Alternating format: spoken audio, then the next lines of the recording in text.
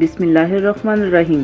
السلام علیکم، آپ دیکھ رہے ہیں پرائم نیوز اور میں ہوں بشرا ریاض۔ شامل کرتے ہیں دنیا بھر اور پاکستان سے breaking headline. Director general food authority Muhammad Asim Javed نے عہدے کا چارج سنبھالتے ہی ملاوٹ مافیا کے خلاف زیرو ٹالرنس پالیسی کے تحت پنجاب بھر میں سخت کارروائیاں عمل میں لانے کی ہدایت جاری کر دی، جس پر deputy director operations Khushab doctor Lala Rukh کی سربراہی میں فوڈ سیفٹی ٹیموں نے خوشاب کے شہریوں کو ملاوٹ سے پاک دودھ کی فراہمی کو یقینی بنانے کے لیے خوشاب کے داخلی اور خارجی راستوں کی ناکہ بندی کر کے دودھ بردار گاڑیوں کی جدید مشین سے چیکنگ کی۔ 45 دودھ بردار گاڑیوں میں موجود 8230 لیٹر دودھ کو چیک کیا گیا۔ دودھ کے سیمپل فیل ہونے پر 4 دودھ بردار گاڑیوں کو بھاری جرمانے عائد، جبکہ 380 لیٹر ملاوٹی دودھ موقع پر تلف۔ Deputy director operations Punjab food authority doctor Lala Rukh کا کہنا تھا کہ پنجاب فوڈ اتھارٹی کی فوڈ سیفٹی ٹیمیں شہریوں کو ملاوٹ سے پاک اشیاء خوردونوش کی فراہمی کے لیے دن رات کوشاں ہیں۔